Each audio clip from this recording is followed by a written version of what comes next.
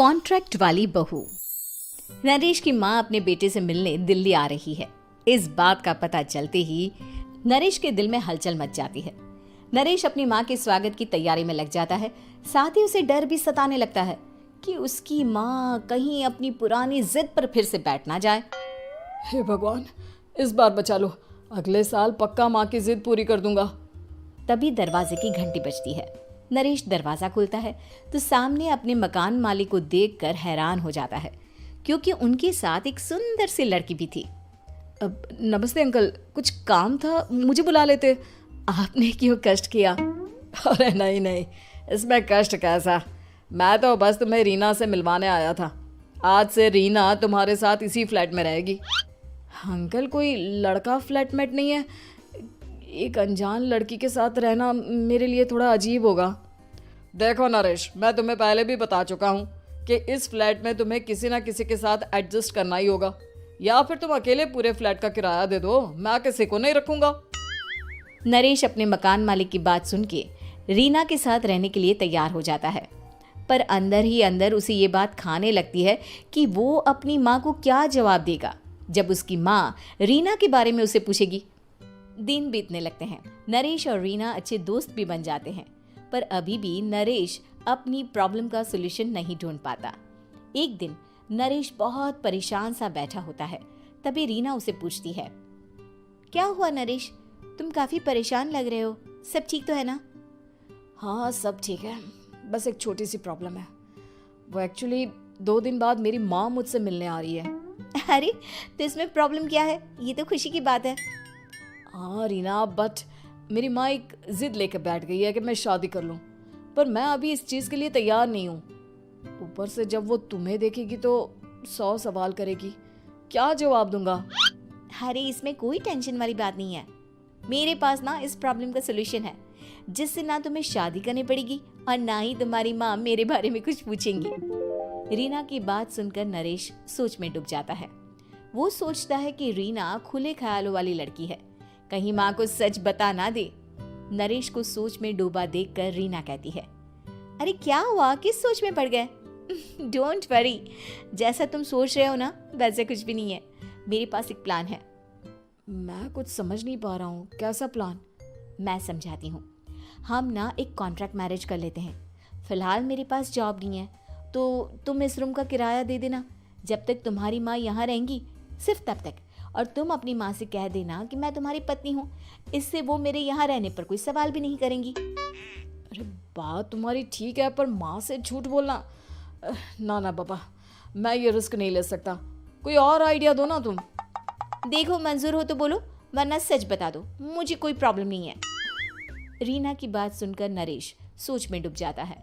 बहुत सोचने के बाद जब उसे कोई रास्ता नहीं मिलता तो वो रीना के बताए हुए रास्ते पर चलने के लिए तैयार हो जाता है। वो रीना से बात करता है और अपनी माँ की पसंद और नापसंद के बारे में बताता है। रीना भी नरेश की सभी बातों को ध्यान से सुनती है, ताकि कहीं उससे कोई गलती ना हो जाए। आखिर वो दिन भी आ जाता है जब नरेश की माँ उससे मिलने दिल्ली आ जाती है। नरेश अपनी माँ को फ्लैट पर लेकर जाता है। जैसे ही नरेश की माँ फ्लैट के अंदर जाती है, रीना उसके पैर छू लेती है। ये देखकर नरेश की माँ थोड़ी घबरा जाती है और नरेश से पूछती है, अरे बेटा नरेश, ये कौन है? माँ, ये आपकी बहू रीना है। माफ़ी चाहता हूँ, सब कुछ इतनी जल्दी में हुआ कि आपको बता ही नहीं पाया, इसलिए सोचा कि क्यों ना आपको सरप्राइज दिया जाए। अरे बेटा, मैं तो बस तेरा घर बसा हुआ देखना चाहती थी। हाँ, बहुत अरमान थे अपनी इकलौते बेटी की शादी को लेकर, लेकिन कोई बात नहीं, शायद किस्मत को यही मंजूर होगा। ये कहते ही नरेश की माँ रीना को गले लगा लेती है। रीना बेटिया, मेरा बेटा ना थोड़ा नादान है, पर तुम काफ़ी समझदार लगती हो, और मैं जानती हूँ कि तुम इसका बहुत अच्छे से ध्यान रखोगी। माँ, आप चिंता मत कीजिए, मैं सब संभाल लूंगी। नरेश की माँ अपने बहू और बेटे के साथ खुशी खुशी रहने लगती है। दिन बीतने लगते हैं। नरेश की माँ और रीना का रिश्ता बहुत मजबूत होता चला जाता है। वो दोनों सारा दिन एक साथ रहती और खूब बातें करती। इधर साथ रहते रहते नरेश और रीना भी एक दूसरे से प्यार करने लगते हैं। दोनों को इस बात का एहसास हो जाता है, फिर भी वो इस बात को छुपा कर ही रखते हैं। एक दिन नरेश की माँ और रीना शादी के बारे में बात करने लगते हैं। रीना बिटिया, ये तो नरेश ने मुझे बिना बताए शादी कर ली, वरना मैं तो अपनी इकलौती बेटी की शादी इतनी धूमधाम से करती कि सारी दुनिया देखती रह जाती। अच्छा माँ, आप ऐसा भी क्या करती नरेश और मेरी शादी में जो दुनिया देखती रह जाती? अरे बिटिया, एक माँ के अरमान तुम अभी नहीं समझोगी।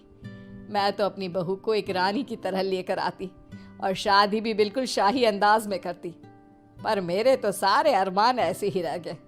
खैर, मुझे तो अपने बेटे और बहू की खुशी चाहिए बस। ये कहते हुए नरेश की माँ की आंखों में आंसू आ जाते हैं।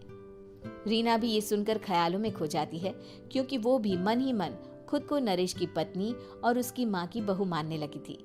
शाम को जब नरेश ऑफिस से घर आता है तो रीना खुद को रोक नहीं पाती और नरेश के सामने उसकी माँ को अपने और नरेश के रिश्ते का सारा सच बता देती है।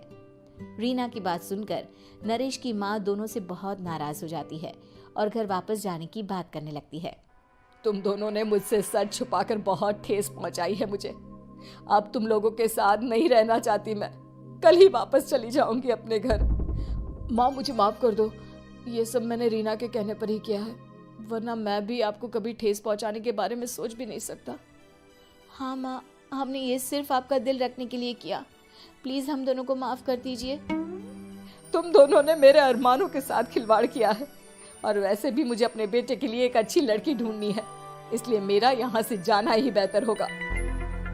माँ की ये बात सुनकर रीना खुद को रोक नहीं पाती।